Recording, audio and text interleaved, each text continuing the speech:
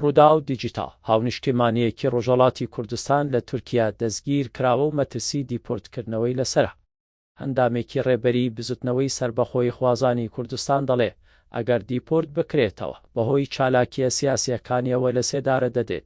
سیروان فەخری خەڵکی سەقزی ڕۆژهەڵاتی کوردستانە لە ڕۆژی 3 ئۆکتۆبەری 2024 لە شاری بەدلیسی باکووری کوردستان لەلایەن پۆلیسەوە دەست بەسەر کراوە. ئەمڕۆ یەکشەممە 10/11 2024 سەردار وەلەد بەیگی ئەندامی ڕێبەری بزوتنەوەی سربەخۆی خوازانی کوردستان بە تۆڕی میدیایی ڕووداوی گوت بەهۆی چالاکیە سیاسیەکانی لە ئەگەری دیپۆرتکردنەوەی بۆ ئێران مەترسی حکمی درێژماوەی زیندان لە سێدارەدانی لەسرە. سیروان فەخری تەمەنی 39 ساڵە و باوکی منداڵێکە ئەندامی دەستەی بەڕێوەبەری کۆڕی پەنابەرانی ڕۆژهەڵاتە و لە ساڵی 2023 لە تورکیا پەنابەر بووە، بەڵام ساڵی 2019 چووەتە باشووری کوردستان.